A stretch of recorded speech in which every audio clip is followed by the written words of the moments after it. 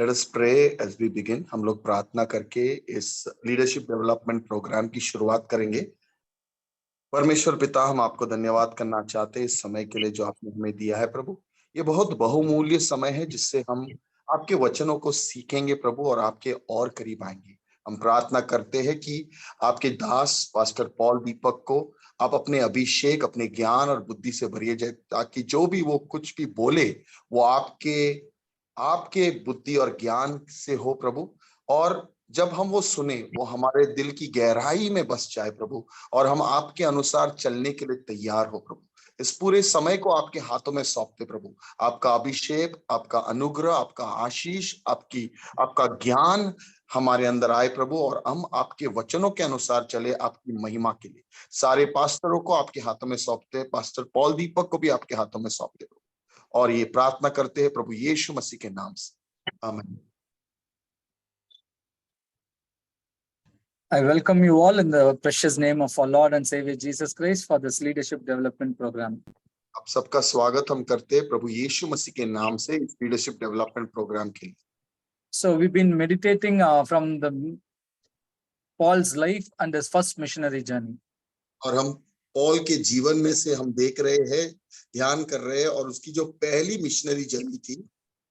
So the last time when I preached about the ministry that happened in Cyprus. और पिछले बार मैंने जब प्रचार किया तो साइप्रस में जो सेवकाई की पौलुस ने, मिशनरी जर्नी की, उसके बारे में मैंने बात किया। So that is the first place that Paul and Barnabas went and did ministry. और वो पहली जगह थी जहां पे पौलुस और बरनबास गए और उन्होंने सेवकाई की। So today we are going to meditate from the ministry of Paul and Barnabas in Pisidian Antioch. और आज हम देखेंगे पौलुस और बरनबास की जो सेवकाई, जो मिनिस्ट्री हुई पिसिडिया अंतिकिया में। Angelo, if you can share the PPT. Yes.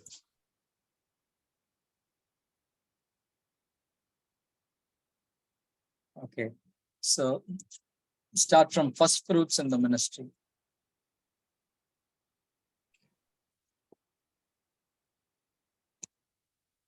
Yeah. So we will see what has happened in Cyprus. और हम देखेंगे कि साइप्रस में क्या हुआ। So in Cyprus, when they were doing ministry, the Jewish people opposed him and literally beaten Paul 39 lashes in a pillar. और Cyprus में जब पौलुस सेवकाई कर रहे थे, वहां पे प्रचार करने लगे, तो यहूदी लोगों ने उनका विरोध किया, उनको मारा, एक खंबे से बांधा और बहुत मारा। So we have seen three places where the ministry was flourishing in that city. It is Salamis, Kition, and then Pamphus. In these three places, Paul did ministry in Cyprus. और हमने देखा साइप्रस जो शहर था, यहाँ पे तीन जगह पे पौलुस की जो मिनिस्ट्री बहुत अच्छी तरह से बढ़ रही थी, यानी सालिमस, किटियोन और पैपस। So we have seen in Salamis they have been persecuted. और हमने देखा कि वहां पे उनका विरोध हुआ। So and then we have meditated the ministry of Lazarus in Kition. और हमने लाजरस और किटियोन की सेवकाई देखी। And then in Pamphus we have seen Sergius Paulus, a Roman proconsul, started believing in Jesus Christ. और उसके बाद हमने पैपोस में देखा कि सर्गियस पॉलस, जो सरकार में एक काउंसिल था, उन्होंने प्रभु यीशु के ऊपर विश्वास किया, पौल के प्रचार के ऊपर विश्वास किया। So that's the first convert in the ministry of Paul and Barnabas.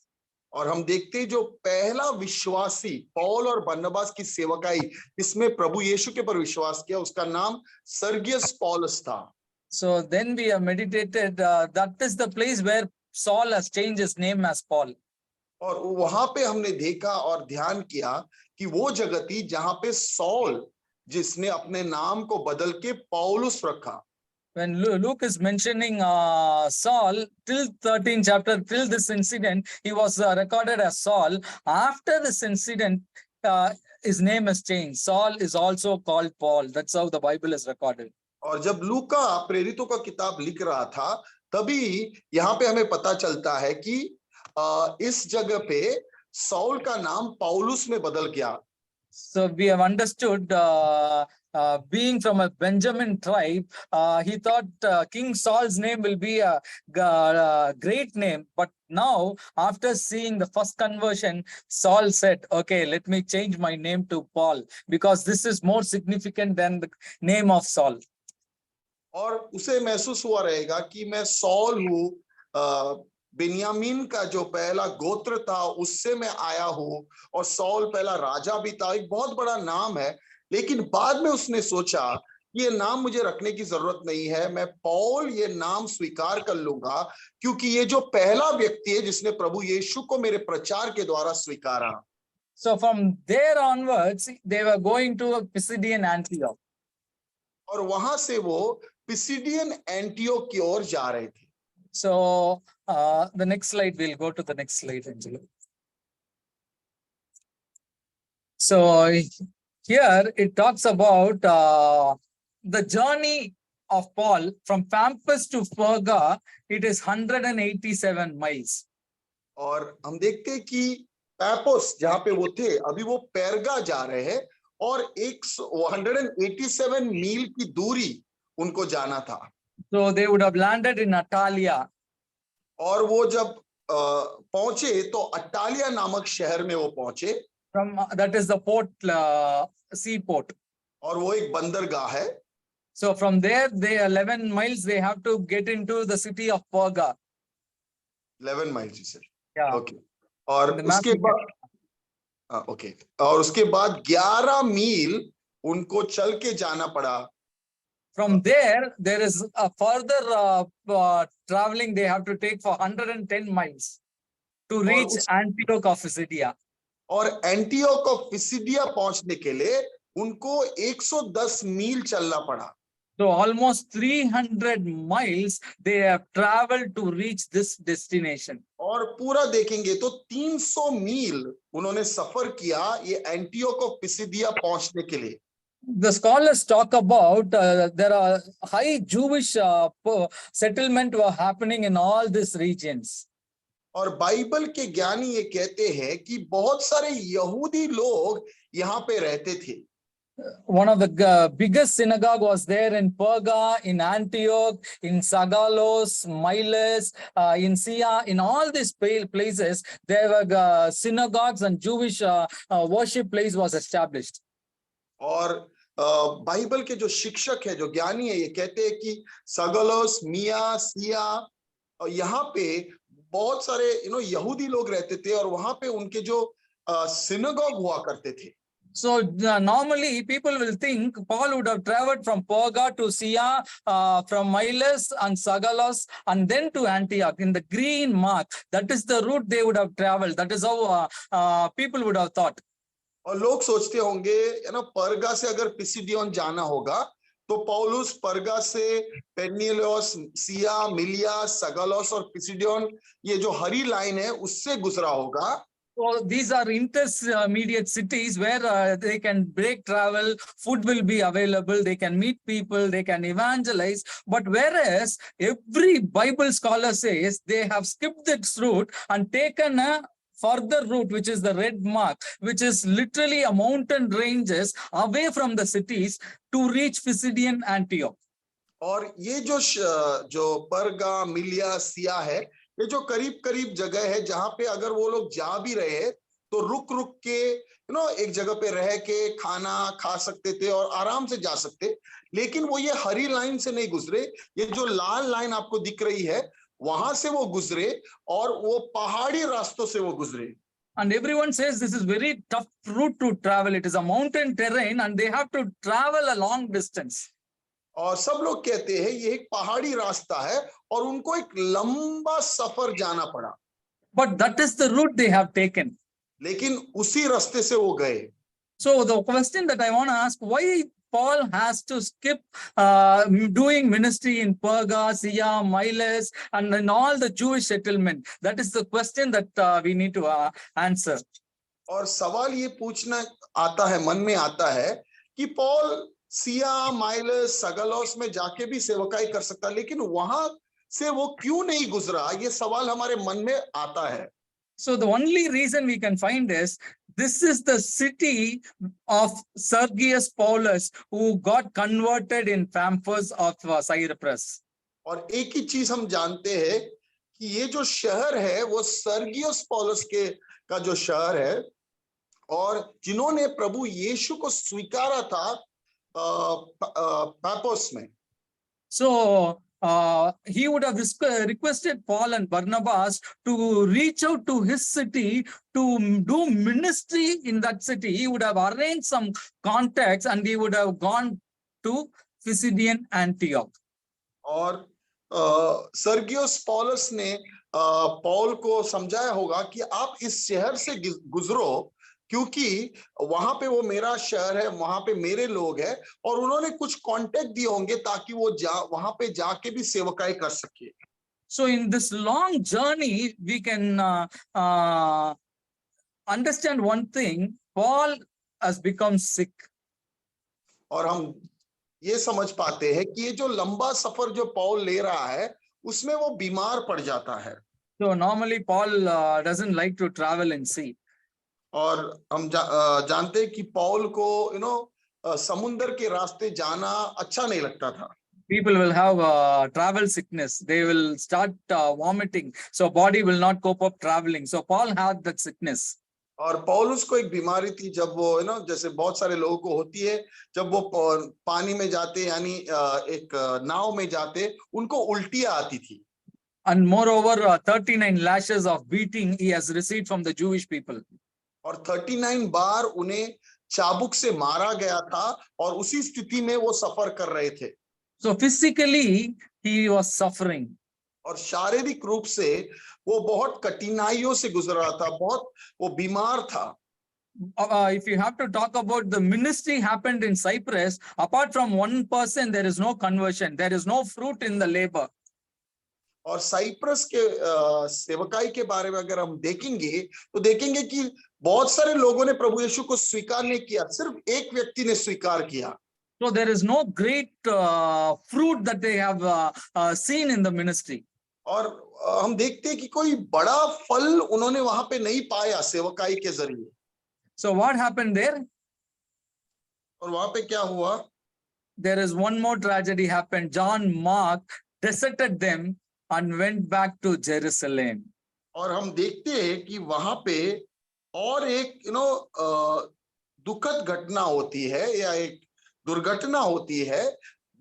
John mark जो उनके साथ था, उन दोनों को छोड़कर वो यरूशलेम भाग जाता है।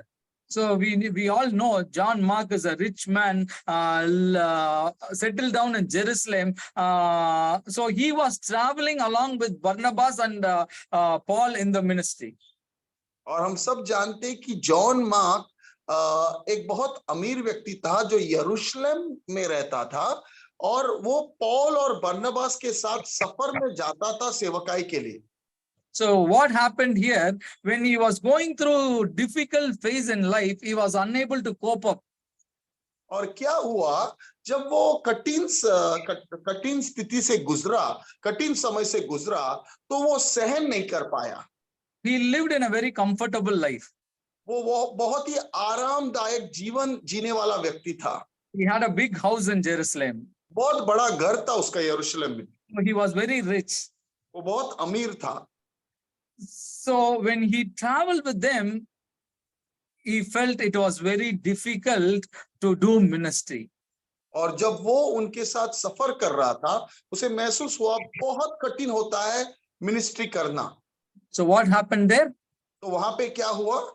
In the journey, when they reached Perga itself, he told, I am going back to Jerusalem. और जब परगा पहुंचते ही उसने कहा कि मैं वापस यरूशलेम जा रहा हूं, मुझसे नहीं हो पाएगा।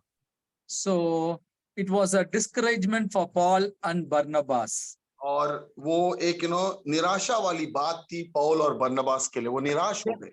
So we can see two kind of approach happened when challenges happened in the ministry.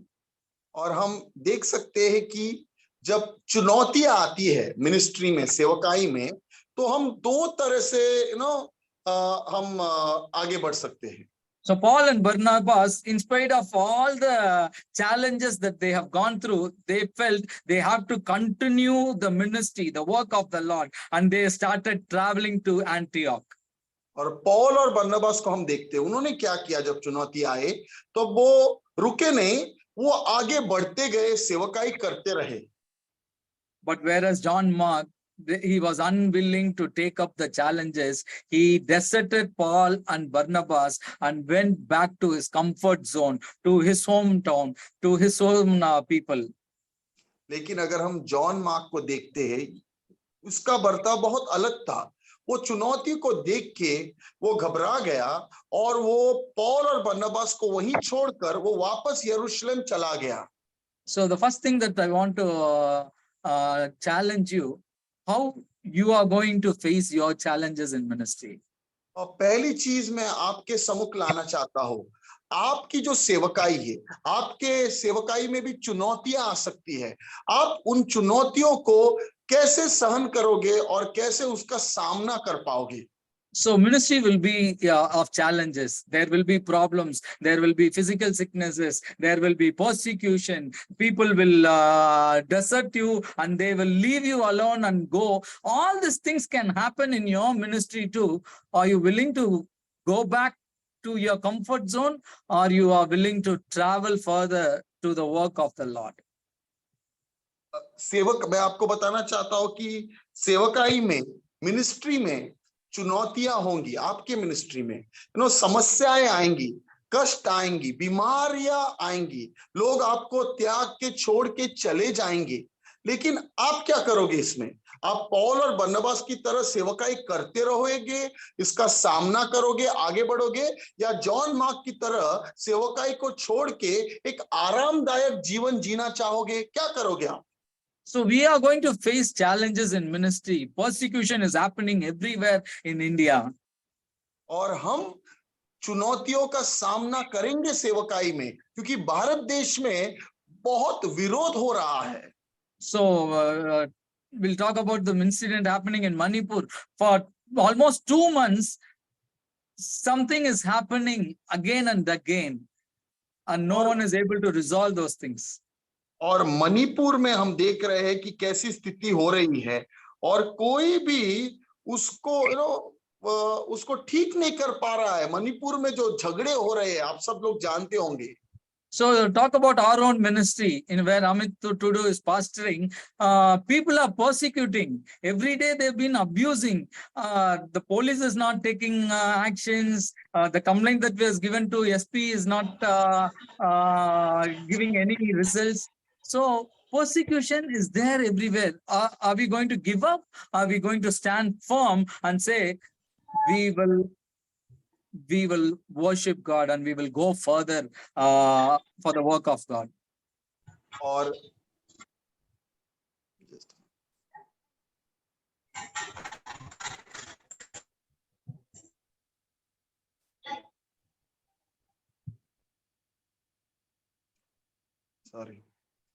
तो हम क्या करेंगे? हम इस सताव को, इस परसिक्यूशन को देखते हुए क्या हम भाग जाएंगे या परमेश्वर के लिए खड़े हो जाएंगे? In the future, we might come across these kind of situations. भविष्य में हम ऐसे स्थितियों से गुजर सकते हैं। Are we going to be like John Mark? Are we going to be like Paul? क्या हम जॉन मार्क की तरह बन के भाग जाएंगे या पॉल की तरह निडर खड़े रहेंगे? किसके तरह हमें बनना है?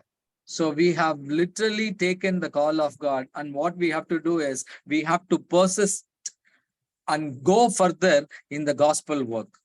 और हमने परमेश्वर की बुलावट को स्वीकार कर लिया हमारे जीवन में, और हमें आगे बढ़ते रहना है। हर चुनौतियों का सामना करते हुए आगे बढ़ना है। So that's what Paul and Barnabas did. यही पौलुस और बरनबास ने किया। They reached the Pisidian Antioch.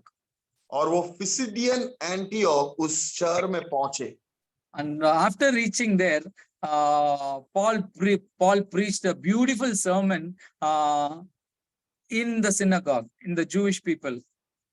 और वहां पहुंचते हुए पौलुस ने एक बहुत खूबसूरत प्रचार किया यहूदी लोगों के सिनागोग में। So we can read that sermon in Acts chapter 13. So we are going to meditate that sermon and we can understand how we can also do ministry. और प्रेरितों का 13वें अध्याय में हम देखते हैं कि उस सरमन को हम पढ़ सकते हैं और हम भी देख सकते हैं कि हम सेवकाई कैसे करेंगे। So in verse 15 it says, after reading the law and the prophets, the leaders of the synagogue asked Paul and Barnabas to share a word of exhortation. और प्रेरितों का 13वां अध्याय 15वां वचन हम देखते हैं, वहां पे लिखा है, व्यवस्था और भविष्यद्वक्ताओं की पुस्तक से पढ़ने के बाद आराधनालय के सरदारों ने उनके पास कहला भेजा, हे भाइयों, यदि लोग, which verse you said? Verse 15. Okay, can you read it in English? What is it? 13 verse 15, yeah. After the reading of the law and the prophets, the leaders of the synagogue sent word to them saying, brothers, if you have a word of exhortation for the people, please speak. Okay, व्यवस्था और भविष्यद्वक्ताओं की पुस्तक से पढ़ने के बाद आराधनालय के सरदारों ने उनके पास कहला भेजा, हे भाइयों, यदि लोगों के उपदेश के लिए तुम्हारे मन में कोई बात है तो कहो। So for in a Jewish synagogue, they will be very quiet when they read the book of the law and the prophets. और यहूदी आराधनालय में क्या होता है, जब भविष्यद्वक्ताओं का पुस्तक या वहां पे पढ़ा या व्यवस्था का पुस्तक पढ़ा जाता है तो वो लोग शांत बैठ के सुनते हैं। They will be cleanly listening to every word. वो शांत बैठ के हर शब्द को सुनते हैं। There will be great reverence when they hear the word of God. और वो बहुत रेवरेंस से सुनते हैं। But the preaching will be more like a conversation. Everyone will be sharing something. लेकिन वो प्रचार कैसे होता है कि एक दूसरे से बात करते हैं, वो एक दूसरा कुछ शेयर करते रहते हैं। So here what happens, Paul stands up and he raises his hand and says, quiet, I'm going to preach the word of God. It's a prophetic word that I'm going to bring into the church. और यहाँ पे क्या होता है, तब पौल खड़ा होकर ये कहता है कि मैं एक प्रचार करना चाहता हूँ, एक परमेश्वर की ओर से एक शब्द तुम्हारे सम्मुख लाना चाहता हूँ। So from verse 17 onwards till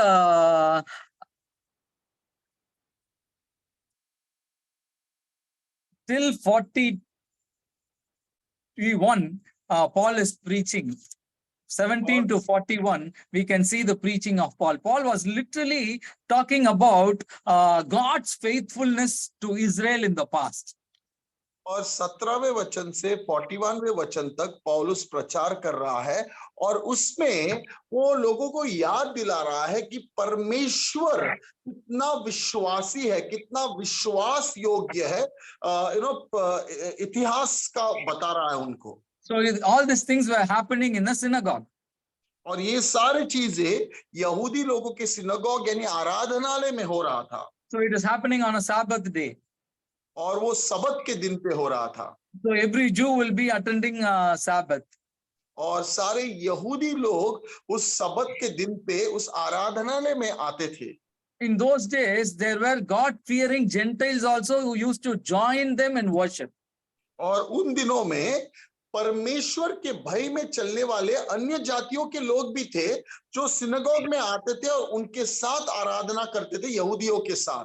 Because in those days every religion had many gods, but whereas for Jewish religion they had only one God. They believe in monotheistic religion. लेकिन क्योंकि उस समय में अलग अलग धर्म थे और उनके बहुत सारे भगवान थे, लेकिन अगर यहूदी धर्म के बारे में हम देखते थे तो उनका परमेश्वर एक ही है और वो लोग, बहुत सारे लोग उनको स्वीकार करने लगे। So these Gentiles, they were doing a research and they want to find out the true and real God. और ये जो अन्य जाति के लोग थे वो एक रिसर्च कर रहे थे, वो एक खोज कर रहे थे और उनको समझना था कि सच्चा परमेश्वर कौन है। So they were the target audience and Paul is preaching to them. और पौलुस का लक्ष्य था कि इनको प्रचार करें।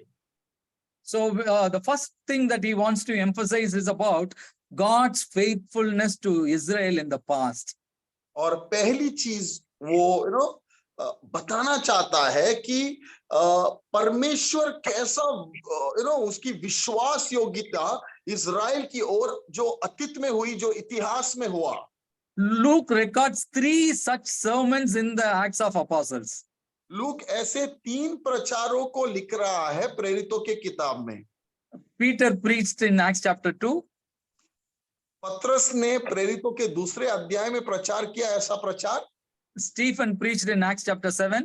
स्टीफन ने प्रेरितों के 7वें अध्याय में प्रचार किया। And Paul is preaching in Acts chapter 13. और पौलुस प्रेरितों के किताब 13वें अध्याय में प्रचार कर रहा है। One common thing that we can see is they were talking about God's faithfulness in the past. और इसमें सामान्य चीज क्या देख सकते हैं इन तीनों प्रचारों में? हम देखते हैं कि वो लोग परमेश्वर के विश्वास योग्यता के बारे में बता रहे हैं, जो अतीत में हुआ, जो इतिहास में हुआ। So 2000 years of history is being compressed into few scriptures, and Paul is preaching that to the people to hear how God has dealt with them in the past.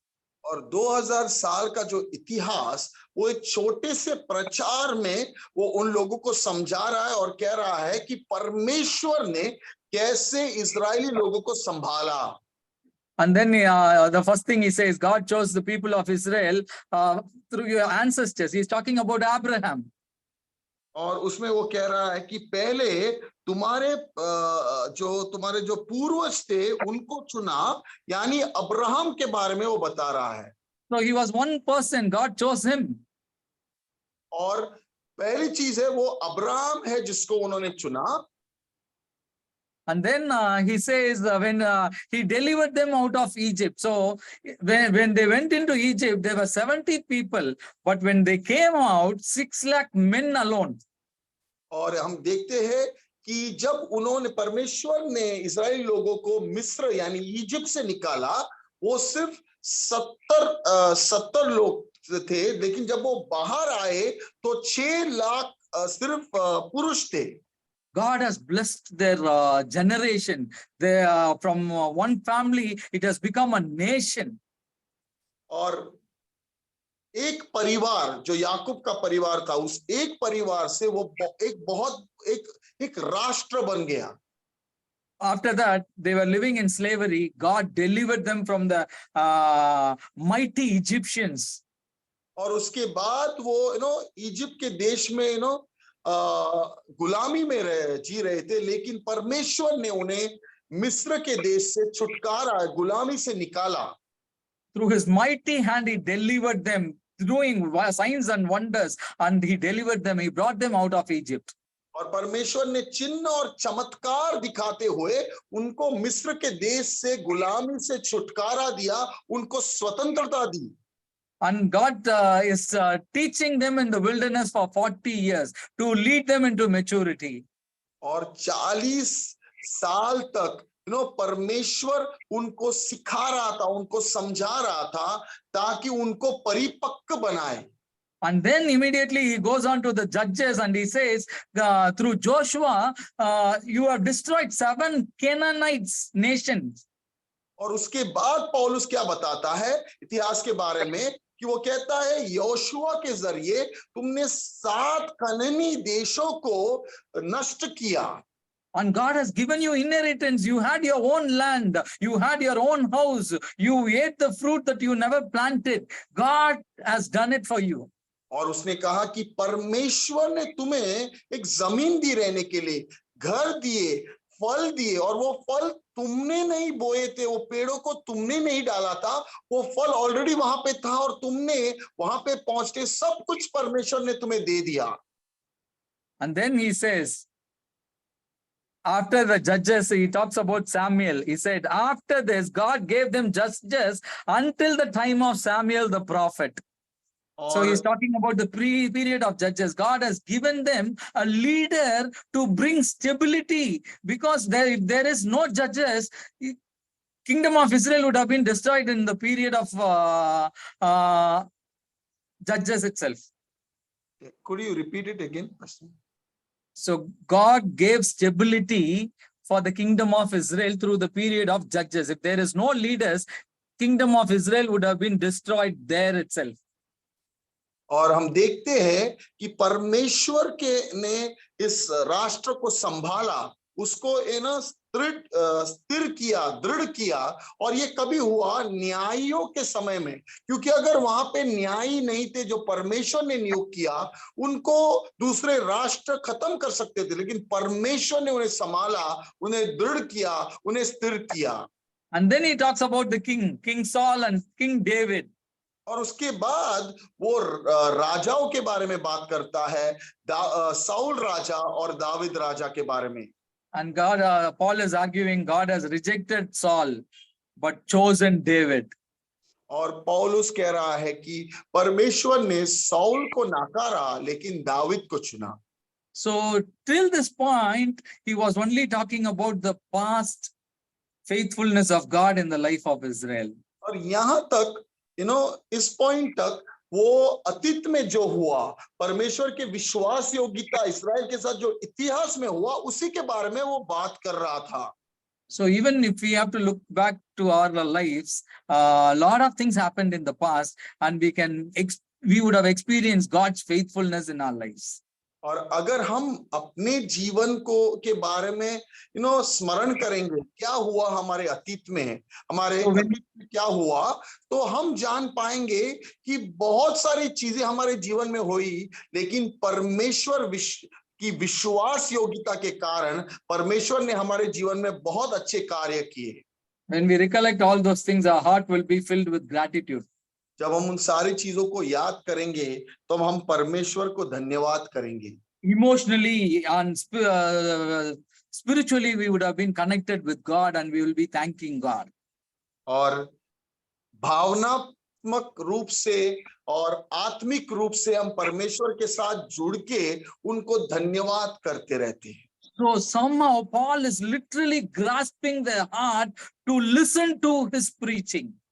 और पौलुस उन लोगों को समझा रहा है ताकि वो इस प्रचार को सुने। So then he moves on to the preaching that he was about to preach. और उसके बाद जो मुख्य प्रचार था वो प्रचार करता है। And then he talks about God's promise of Messiah. और उसके बाद वो मसीह के जो वादा किया गया था उसके बारे में वो बात करता है। What he is saying? He is the son of David. और वो कहता है वो दाविद का पुत्र है। And he is arguing with the scriptures and he is saying David has buried and his body has been decayed. But whereas Jesus died on the cross, Pilate has literally killed Jesus on the cross, but on the third day, Jesus was risen. God has raised him back to life. और वचनों के जरिए वो दिखा रहा है कि ये तो दाविद के बारे में नहीं बताया गया, दाविद मर के दफनाया गया, लेकिन ये मसीह के बारे में है, क्योंकि पिलात ने उसे क्रूस के ऊपर चढ़ाया, उसे दफनाया गया, लेकिन 3 दिन और 3 रातों के बाद वो जी खड़ा हुआ। So he says, this Jesus who died and rose again. और वो कहता है यही वो यीशु है जो मरा और पुनर्जीवित हुआ। He is the Messiah. वो मसीह है। He is the promised one of God. वो परमेश्वर का वादा किया हुआ मसीह है। He is the atonement sacrifice for the Jewish people and for the Gentiles. और वो जो है एक प्रायश्चित करने जो हमारे पापों के लिए प्रायश्चित करेगा, यहूदी लोगों के पापों के लिए और अन्य जातियों के पापों के लिए। They all thought they have killed Jesus Christ and they buried him. But do you know what happened? As he has promised in the past, God has brought him back to life. और उन सब ने सोचा था कि उन्होंने प्रभु यीशु को मार दिया और दफना दिया, लेकिन जैसे परमेश्वर ने वादा किया था, वो वहां पे कब्र में न रहा, लेकिन वो पुनर्जीवित हुआ। So they were literally into the message of Paul. और वो सब लोग पौलुस के प्रचार के ऊपर ध्यान करने लगे। And immediately he moves on to them. Now, you people of Israel, children of Abraham, I speak to you, believe in him. So he was urging the people, the Jewish people, the Gentiles, to believe in Jesus Christ. और उसके बाद वो यहूदी लोग और अन्य जातियों को लोगों को वो एक ही बात कह रहा था कि अब्राहम के बच्चों, इस प्रभु यीशु के ऊपर विश्वास करो, तुम्हें विश्वास करना है। So, and he is telling the people of Israel in Jerusalem, they never believed in Jesus Christ. Don't follow their pattern. He is literally warning them. और वो उनको एक चेतावनी दे रहा है, उनको बात बता रहा है कि तुम यरूशलेम के लोगों की तरह न बनो। उन यरूशलेम के लोगों ने उस मसीह यीशु मसीह के ऊपर विश्वास नहीं किया था, उनकी चाल तुम मत चलो। So they never believed it. He is quoting from Habakkuk chapter 1 verse 5 in verse 41. He says, look, you scoffers, wonder and perish, for I'm going to do something in your days that you would never believe, even if someone told you. और वो हबक्कुक में से, हबक्कुक chapter 1 verse 5, Yeah. हबक्कुक का पहला अध्याय 5वें वचन में से वो कह रहा है, और वो ये कह रहा है, जाति जाति की ओर चित्त लगाकर देखो और बहुत ही चकित हो, क्योंकि मैं तुम्हारे ही दिनों में ऐसा काम करने पर हूं कि जब वह तुमको बताया जाए तो तुम उसकी प्रतीति न करोगे। They never believed the prophets. और उन्होंने भविष्यवक्ताओं को के ऊपर विश्वास नहीं किया। So he is telling, at least now believe this word. और वो कह रहा है उस समय उन लोगों ने विश्वास नहीं किया, अभी तो आप इस वचन को स्वीकार लो, इसके ऊपर विश्वास कर लो। So he is urging the people to believe, and he is also warning the people not to believe will make you a stumbling block in your own spiritual life. और वो लोगों को आग्रह कर रहा है, उनको समझा रहा है कि तुम इस मसीह के ऊपर विश्वास कर लो, और उन्हें ये भी बता रहा है, उनको चेतावनी भी दे रहा है, अगर तुम विश्वास नहीं करोगे तो क्या होगा। So here what happened, when Paul and Barnabas were leaving the synagogue, the people invited them to speak further about those things on the next Sabbath. और यहाँ पे क्या हुआ, जब वो लोग आराधनालय से जा रहे थे पौल और बरनबास, तो उन लोगों ने उन्हें वापस बुलाया, अगले सबत के दिन पे आप लोग आओ और ज्यादा हमें मसीह के बारे में समझाओ। There was a spiritual revival happening when they heard the message of Paul.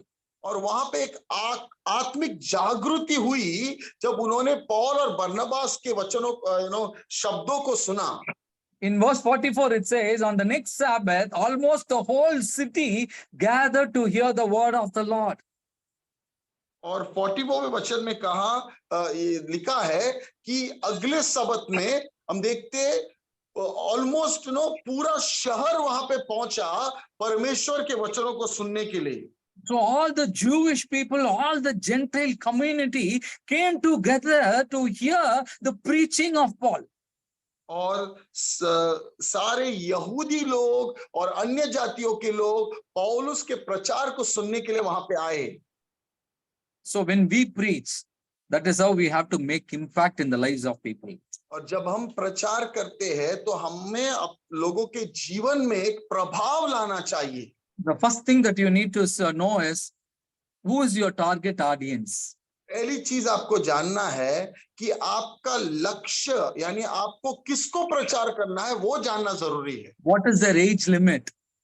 और वो कितने उम्र के लोग होंगे जहां पे आप जाके प्रचार करोगे। Whether they are city or they are from village. या वो शहर में आपको जाना है या गांव में जाके प्रचार करना है, वो आपको समझना है पहले। Whether they are educated or uneducated. क्या वो शिक्षित है या अशिक्षित है। Whether they'll be able to understand the preaching that you are going to do. Analyze that. क्या वो समझ पाएंगे क्या प्रचार आप कर रहे हो। According to that, you have to present. That's what Paul is doing here. और उसके अनुसार ही आपको उनके सामने वो प्रचार लाना है, आपके जो लोग सुन रहे उनको समझते हुए। The next thing that he wants to do is to capture the audience by telling all the good things that happened in the past. और दूसरी चीज है, वो उन लोगों को उनका ध्यान उसकी ओर केंद्रित करना चाहता है। वो कैसे करता है? वो सब कुछ बताते हैं जो इज़राइल के अतीत में इतिहास में हुआ, वो बताते हुए वो उन लोगों का ध्यान केंद्रित करता है। So 2000 years of story he compressed into 15 verses. और 2000 साल का इतिहास वो 15 वचनों में एक छोटी सी घटना बना के वो बताता है। But that is where their audience attention was towards Paul. और उस समय उन लोगों का ध्यान उसकी ओर केंद्रित हुआ। So people of God, you have to literally capture the audience. और आपको क्या करना है? जब आप प्रचार कर रहे हो, आपको ऐसे बातों को प्रचार करना है ताकि उनका ध्यान आपके प्रचार की ओर हो। And immediately when he wants to present Jesus Christ, he presented only two things about Jesus Christ. और उसी समय जब उसे प्रभु यीशु मसीह के बारे में प्रचार करना था, उसने प्रभु यीशु के बारे में सिर्फ दो चीजें बताई। What they want to hear? Jesus' death and the resurrection. और उनको क्या सुनना था? प्रभु यीशु मरे और उनका पुनरुत्थान हुआ। So the next strategy that what we want to do is what you are going to preach. What is the point that you are going to emphasize on that particular day? Emphasize that. और उसके बाद आपको क्या सोचना है कि उस दिन पे जब आप प्रचार कर रहे हो तो आपको किन बातों को उन लोगों के सम्मुख लाना है। And he concluded, his conclusion was amazing. He was literally urging, it is like an altar call for the people. And he is also finishing with a warning. If you don't believe like your forefathers, you will also end up missing your own salvation. और जब उसने प्रचार का अंत किया, उसने बहुत खूबसूरती से किया। उसने ये बात बताई, अगर तुम्हारे पूर्वजों के जैसे अगर तुम प्रभु यीशु के पर विश्वास नहीं करोगे तो तुम भी उद्धार नहीं पाओगे। So people of God, परमेश्वर के लोगों, whether you preach in the pulpit or we are evangelizing one-to-one, however you do it, make sure whatever you speak will have an impact like Paul had in his first preaching in the Antioch. परमेश्वर के दास, आप सब लोगों को मैं बताना चाहता हूं कि आप कलीसिया में प्रचार करिए या आप अगर बाहर जाके इवेंजलिज्म कर रहे हो तो आपको पौलुस का जो एक उदाहरण लेना है, उसके जैसे प्रचार करना है कि उसने जो भी प्रचार किया वो लोगों के ऊपर एक प्रभावशाली एक चीज हुआ, लोगों के ऊपर एक प्रभाव डाला और वो लोगों का जो ध्यान केंद्रित किया वचनों के ओर। Paul made a huge impact in his first preaching. Everyone started following him, and the next week, the whole city, almost the whole city, came to hear from Paul. और पौलुस के पहले प्रचार में उसने एक बहुत बड़ा प्रभावशाली प्रचार था और हम देखते हैं कि अगले हफ्ते जब अगला सबत आया तो पूरा शहर वहां पे पहुंचा उसके वचनों को सुनने के लिए, परमेश्वर के वचनों को सुनने के लिए। Because Paul want his people to be saved.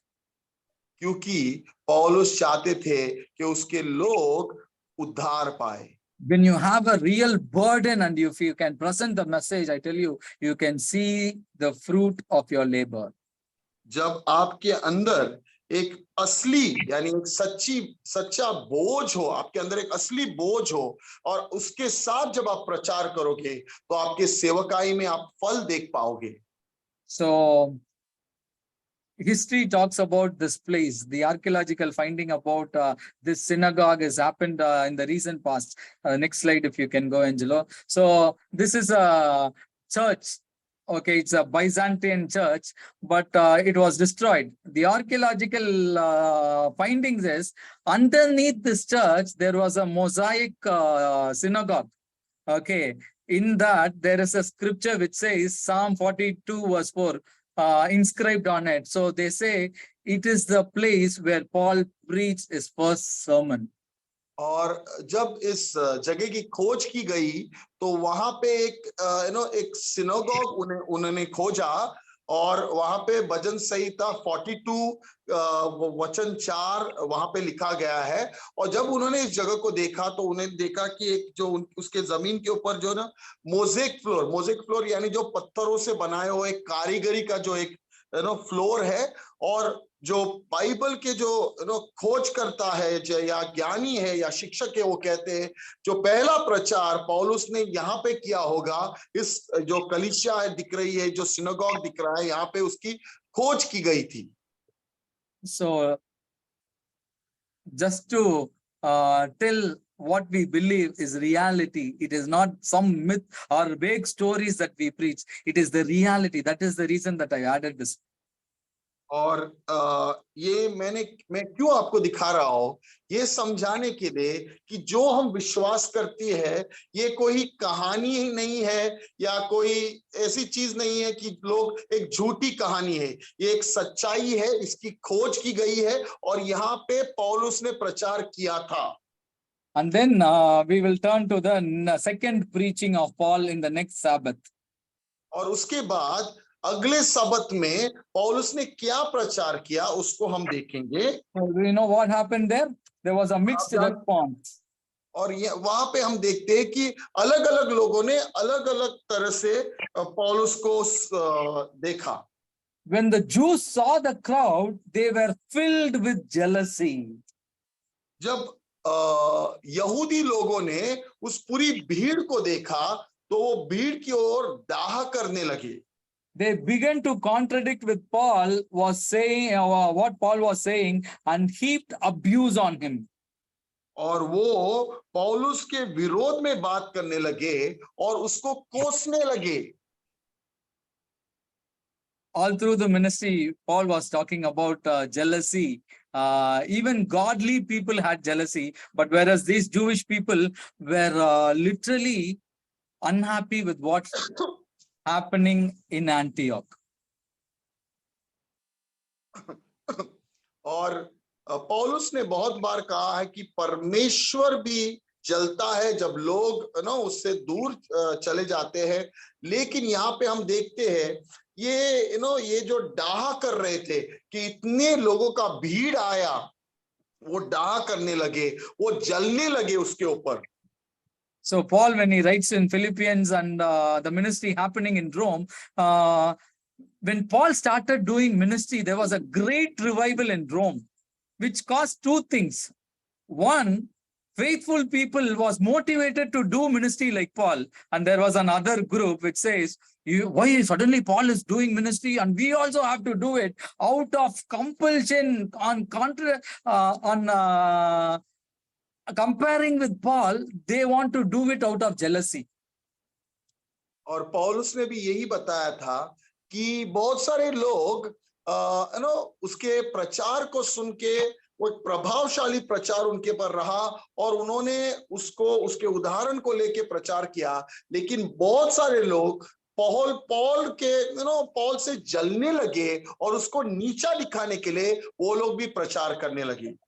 There Paul writes in Philippians, somehow Christ has been preached. I'm very happy about it.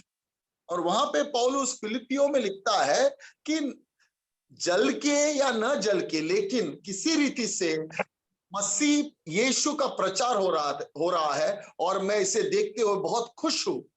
So what he says is, if there is jealousy in Christian leaders, that is okay. That's what Paul is saying. But whereas in this place, this jealousy literally stopped the work of the Lord. और वो कह रहा है अगर मसीह के दासों में अगर जलन हो तो ठीक है, लेकिन यहाँ का जो जलन है वो अलग है। वो जलन या डाह उस भीड़ की ओर है जो प्रचार को सुनने आ रहा है और वो सेवकाई को रोक रहे हैं। They abused Paul. और उन्होंने पौल को कोसा। And they contradict all the statements that he preached in the past. और जो भी वो प्रचार उसने किया था उस सारे प्रचार का वो खंडन करने लगे, उसके विरोध में बात करने लगे। So the last week they were literally into the message, submitting to their God. But suddenly what happened? This jealousy made them to turn away from God. और पिछले हफ्ते वो प्रचार को सुन रहे थे, ध्यान से सारी चीजों को स्वीकार रहे थे, लेकिन जब यहूदी लोगों ने इतनी बड़ी भीड़ देखी, उनके अंदर जलन आया और वो परमेश्वर से दूर जाने लगे। They were against Paul and they were against the message of Paul. वो पौलुस के विरोध में खड़े हुए, पौलुस के प्रचार के विरोध में खड़े हुए। So there are various words is being used in English translation, different words. I kept it there. They were argued, reviling, abusing, blaspheming, insulting, slandering. They were spoken against them and they hyped abuse on people. All these things are physical humiliation towards Paul and the message that was happening. और उन्होंने उनके विरोध में बातें की, उनके बारे में बुरा भला कहा, उनको कोसा, उनका अपमान किया, उनको बदनाम किया और उनके विरोध में बातें की। सारे शब्दों का इस्तेमाल किया गया है। So what happened there? तो वहां पे क्या हुआ? The work of the Lord was hindered. और परमेश्वर के कार्य में रुकावट आई। So this is where Paul realized his own calling. और यहाँ पे पौलुस को अपने बुलावट का स्मरण हुआ। In verse 46 it says, then Paul and Barnabas answered them boldly, we have to speak the word of God to you first. Since you reject it and do not consider yourself worthy of eternal calling, eternal life, we now turn to the Gentiles. प्रेरितों का 13वां अध्याय 46वें वचन में पौलुस ने तभी खड़े होकर कहा, तब पौलुस और बरनबास ने निडर होकर कहा, अवश्य था कि परमेश्वर का वचन पहले तुम्हें सुनाया जाता, परंतु जब तुम उसे दूर हटाते हो और अपने को अनंत जीवन के योग्य नहीं ठहराते, तो देखो हम अन्य जातियों की ओर फिरते हैं। So they rejected the message of Paul. और उन्होंने पौलुस के प्रचार को स्वीकार नहीं किया, उन्होंने उसे नाकारा। What happened there? They rejected the eternal life which was offered by God to them. और यहाँ पे पौलुस कहता है, तुमने अनंत जीवन को नाकारा। So that's what Paul is saying. The message of gospel first to the Jews, I came to you, but you people have rejected it. यही पौलुस कह रहा है, जो सॉरी पौलुस उन्हें कह रहा है, जो प्रचार है वो यहूदियों को पहले हमें सुनाना है, लेकिन जो प्रचार हमने तुम्हारे सम्मुख लाया, तुमने उसे नाकारा, तुमने उसे स्वीकार नहीं किया, इसलिए हम अन्य जातियों की ओर जा रहे हैं। What happened there? They never stopped it there. उन्होंने वहां तक ही रोका नहीं। What happened? They stirred up persecution against Paul and Barnabas. How they did it? They gathered a group of leaders, okay, God-fearing women of high standing, and mobs, local gundas, literally, they all gathered together to chase Paul out of this city.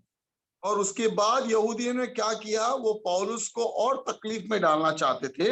और यहाँ पे लिखा है वचन 50 में, यहूदियों ने भक्त और कुलीन स्त्रियों को और नगर के सरदारों यानी प्रमुख लोगों को पौलुस और बरनबास के विरोध में उकसाया, उनके विरोध में उकसाया, उनके विरोधी बनाया इन लोगों को। So they shook the dust off their feet as a sign of rejection. और तभी उन लोगों ने अपने पैरों के धूल को झाड़ा, ये कहते हुए कि यहाँ पे हमें नकारा गया है। So Paul is quoting Isaiah chapter 49 verse 6 about his own calling. और पौलुस यशाया का 49 वर्स 6 वचन कह रहा है और अपने बुलावट के बारे में उन्हें समझा रहा है। It is a scripture, but he is taking it for himself. वो वचन है, लेकिन वो अपने लिए वो कह रहा है। So I have made you a light for the Gentiles that you may bring salvation to the ends of the earth. मैंने तुझे अन्य जातियों के लिए ज्योति ठहराया है ताकि तू पृथ्वी की छोर तक उद्धार का द्वार हो। So literally he is claiming that scripture for himself and he's telling, my calling is for the Gentiles. I'm going to turn towards the Gentiles from here on. As if now I've been reaching to the Jewish community, but as you have rejected it, I'm turning towards the Gentiles. That's what Paul said. और वो दावा कर रहा है कि ये वचन उसके लिए है, क्योंकि वो कह रहा है कि अभी तक मैं यहूदियों को प्रचार कर रहा था, लेकिन क्योंकि तुम यहूदियों ने इस अनंत जीवन के वचन को नाकारा, इसलिए मैं अभी अन्य जातियों की ओर जा रहा हूं। So what happened to the Gentiles? तो अन्य जातियों के साथ क्या हुआ? They were glad to hear the message of God. They received the message. जब उन्होंने उस प्रचार को सुना, उस प्रचार को स्वीकार किया और वो आनंदित होके उस प्रचार को स्वीकारने लगे। Verse 48 and 49, when the Gentiles heard this, they were glad and honored the word of the Lord. What they did, they honored the word of the Lord, and all who were appointed for eternal life believed in the message of Paul, and then the word of the Lord spread through the whole region. और प्रेरितों का 13वां अध्याय 48 और 49 में लिखा है, हम पढ़ेंगे, यह सुनकर अन्य जाति आनंदित हुए और परमेश्वर के वचन की बड़ाई करने लगे, और जितने अनंत जीवन के लिए ठहराए गए थे उन्होंने विश्वास किया। तब प्रभु का वचन उस सारे देश में फैलने लगा। So God's message was spreading among the Gentiles. It is not only one believer, the whole village, all the Gentile community is started believing in Messiah, Jesus Christ. और प्रभु का वचन सारे देश में फैलने लगा। सिर्फ एक ही विश्वासी नहीं, सारा जो अन्य जाति का समुदाय था, समाज था, वो इस वचन को स्वीकारने लगे, प्रभु यीशु को स्वीकारने लगे। Whoever believed in him were having chosen for eternal life. और जिन्होंने प्रभु यीशु के पर विश्वास किया, उन्हें चुना गया अनंत जीवन के लिए। And the story ends with this scripture, verse 52, and the disciples were filled with joy and with the Holy Spirit. और ये कहानी इस वचन के साथ अंत हो जाता है। यहाँ पे 52वां वचन, और चेले आनंद से और पवित्र आत्मा से परिपूर्ण होते गए। So Paul has seen his own calling has been happening in front of his life. The call of God was attested by the ministry in Antioch. और पौलुस ने अपनी बुलावट को होते हुए देखा, जो परमेश्वर ने उसे बुलाया था अन्य जातियों को प्रचार करने के लिए पिसिडियन एंटियोक में। वो देख रहा था कैसे अन्य जाति के लोग परमेश्वर के वचन को स्वीकार रहे थे। There was great revival happening there. एक बहुत बड़ी जागृति हुई, आत्मिक जागृति वहां पे हुई। Even though they were out of that city, वो Paul and Barnabas was sent out of the city. हाँ, इस शहर से उन दोनों को, पौल और बरनबास को बाहर फेंक दिया। In Acts chapter 14, we can understand Paul came back to establish leaders and committed them to the ministry with fasting and prayer. The church was established in Antioch. उन्हें बाहर फेंका गया, लेकिन प्रेरितों के 14वें अध्याय में हम देखते कैसे पौलुस वापस आता है, वहां पे जो परमेश्वर के दासों को खड़ा करता है, वहां पे कलीसिया की स्थापना करता है, उन्हें समझाता है कैसे प्रचार करना, और वहां पे एंटियोक में कलीसिया की स्थापना होती है। They were strengthening the disciples. In Acts chapter 14 verse 22, it says they were strengthening the disciples and encouraging them to remain true to the faith. We must go through many hardships to enter the kingdom of God. They said, Paul and Barnabas appointed leaders for them in each church, and with prayer and fasting committed them to the Lord in whom they had put their trust. और प्रेरितों का 14वां अध्याय 22वें वचन में लिखा है, ध्यान से सुनिए, और चेलों के मन को स्थिर करते रहे और यह उपदेश देते थे कि विश्वास में बने रहो, और यह कहते थे हमें बड़े क्लेश उठाकर परमेश्वर के राज्य में प्रवेश करना होगा। Again they came back वो वापस आए and they strengthened the believers. और उन्होंने उन चेलों को, उन विश्वासियों को स्थिर बनाया। There will be many hardships, हमारे जीवन में भी बहुत सारी कठिन समय आएंगे, but that is how we have to enter the kingdom of God. लेकिन उन सारे क्लेशों से गुजरते हुए हमें परमेश्वर के राज्य में अंदर आना है। And in that place, they raised up leaders, pastors, elders, they ordained them. और वहां पे उन्होंने परमेश्वर के दासों को चुना, उनको खड़ा किया, पास्टरों को चुना। वहां पे उन्होंने Paul and Barnabas fasted with those leaders and committed them to the work of the ministry. They trusted their leaders. और पौलुस और बरनबास ने उपवास और प्रार्थना सहित उन्हें प्रभु के हाथ सौंपा, जिस पर उन्होंने विश्वास किया था। Within 2 weeks, they are able to plant a church in that place. और 2 हफ्तों के समय में उन्होंने वहां पे एक कलीसिया की स्थापना की। So scholar says they would have been there less than 1 month. और बाइबल के शिक्षक ये कहते हैं कि 1 महीने से ज्यादा, 1 महीने से कम ही उस जगह में वो थे। That is how God can do things in our lives. और उसी रीति में परमेश्वर हमारे जीवन में भी कार्य और बहुतायत में कार्य कर सकता है। So there will be mixed responses when you preach. जब हम प्रचार करेंगे तो कुछ लोग स्वीकार करेंगे, कुछ लोग नहीं स्वीकार करेंगे। People will be jealous, then they will try to stop you. लोग आपके ओर जलेंगे और आपको रोकने की कोशिश करेंगे। They will stop your message. आपके प्रचार को रोकने की कोशिश करेंगे। They will reject the message. उस प्रचार को नाकारेंगे। They will reject the eternal salvation. वो अनंत जीवन के उद्धार को नाकारेंगे। And they'll even gather people against you. और वो आपके विरोध में लोगों को भी खड़ा करेंगे। They'll appoint mob to attack you. वो एक बड़े गुंडों की झुंड लाएंगे जो आपके विरोध में खड़े हो जाएंगे, जो आपको मारने के लिए खड़े हो जाएंगे। All these things can take place. ये सारी चीजें हो सकती है। But don't be discouraged about all these things. लेकिन आप इन चीजों को देख के निराश मत होइए। Look at the people who surrendered to the message of God. उन लोगों को देखिए जिन्होंने परमेश्वर के वचनों में अपने जीवन को समर्पित किया। Because of Paul and Barnabas, a church has been established. People believed in Jesus Christ and received eternal salvation.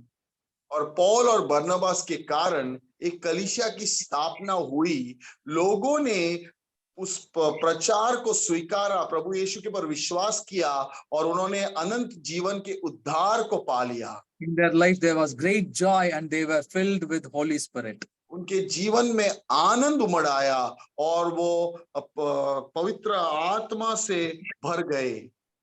Even if one soul has been saved, there will be great rejoicing in heaven. और अगर एक भी व्यक्ति का उद्धार हुआ तो स्वर्ग में एक बहुत खुशी का समय होता है। So people of God, we are doing ministry. तो परमेश्वर के लोगों, हम सेवकाई कर रहे हैं। When we meditate about the ministry of Paul, जब हम पौलुस की सेवकाई के ऊपर मनन करते हैं बाइबल में, there were challenges. तो वहां पे हम देखते कि उनके चुनौतियां थी। There were not great result in the early stages. शुरुआत में उन्होंने बहुत ज्यादा फल नहीं देखा अपनी सेवकाई में। Even his own assistant pastor left him and went. और उसका जो असिस्टेंट पास्टर था पौलुस का, वो उन्हें छोड़ के चला गया। All these things have happened. ये सारी चीजें हुई। But what happened? He continued. वहां पे He क्या हुआ? persisted with this calling. वहां पे क्या हुआ? उन्हें समझ में आया कि उनकी बुलावट क्या है और वो आगे प्रचार करते रहे। So he went into the next city. और वो अगले शहर में चले गए। He preached with sincere desire for people to be saved. और पूरे अपने हृदय की इच्छा से वो प्रचार करने लगे, अब एक बोझ लेकर प्रचार करने लगे ताकि वहां पे लोगों को उद्धार पाए। Almost the whole village would have got saved if the Jewish और people would have received the word, if they don't have jealousy. लगभग पूरा गांव स्वीकार ने प्रभु यीशु का उद्धार को पा लिया था, और यहूदी लोग भी पा लेते, लेकिन अगर उनके अंदर वो जलन नहीं होती तो वो भी स्वीकार करते, तो वो भी पा लेते। But whoever is appointed for you to be saved through you, God will use you, and God will literally bring them to his fold. लेकिन जिन लोगों को नियुक्त किया गया है आपके जरिए, आपके प्रचार के जरिए उद्धार पाने के लिए, उन लोगों को परमेश्वर आपके जरिए अपने राज्य में लेके आएगा। Through you, God's word will be spreading. और आपके जरिए परमेश्वर का वचन फैलेगा। So let us all be strengthened with the ministry of Paul. Let us also do such ministry in our mission first.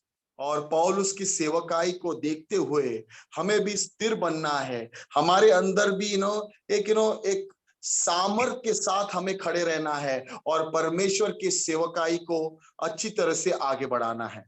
So Paul never stopped there. He went to the next city.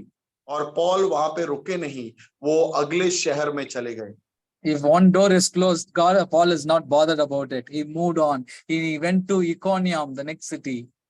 और एक अगर द्वार बंद हुआ तो वहां पे वो नहीं रुके, वो अगले शहर इकोनियम में चले गए। So people of God, keep on moving. तो परमेश्वर के लोगों, आप रुकिए मत, आप आगे बढ़ते रहिए। We will try to reach everyone. हमें हर व्यक्ति तक पहुंचना है। God bless you. Angela will pray and close. परमेश्वर आपको आशीष करे। हम प्रार्थना करेंगे। परमेश्वर पिता, हम आपको धन्यवाद करते हैं कि पौलुस के जीवन से हमने देखा। हम प्रार्थना करते हैं जैसे पौलुस ने के जीवन में बहुत सारी चुनौतियां, बहुत सारे कष्ट, बहुत सारे तकलीफ थे, उन्हें मारा गया, उन्हें बाहर फेंका गया। हमारे जीवन में भी बहुत सारी कठिनाइयां आती है। मैं प्रार्थना करता हूं कि हम जो सारे दास हैं आपके अभिषेक से भरे और पौल के उदाहरण में चले, आपके पवित्र आत्मा से भरे और पौल के उदाहरण में चले। चुनौतियां आएंगी, तकलीफें आएंगी, समस्या होंगी, कष्ट होगा, लोग हमारे विरोध में खड़े रहेंगे, प्रोसिक्यूशन होगा, लेकिन हमें आप समझाइए, आपके बुद्धि और ज्ञान से, आपके अभिषेक में हम चले, ताकि हमें पता चले कहां पे हमें प्रचार करना है, क्या प्रचार करना है, कैसे प्रचार करना है, और न डरते हुए हर कष्ट के बीच में हमें स्थिर खड़े रहना है और आपकी जो सेवकाई है आगे बढ़ाना है। हमारा आपका आशीष हमारे ऊपर हो, आपका अभिषेक हमारे ऊपर है, और हम इस वचनों के जरिए चलिए। हम ये प्रभु यीशु मसीह के नाम से प्रार्थना करते हैं, आमीन। Thank you, pastors. Thank you for joining. God bless. धन्यवाद पास्टर्स, आप हमारे साथ जुड़े, धन्यवाद। प्रभु का आशीष हो। Thank you, Pastor. Thank you, Angelo. Thank you, pastors. Thank you. Thank you, Pastor. धन्यवाद pastor. Thank you, Pastor. Thank you, Angelo. Thank you, Pastor. Thank you, Angela.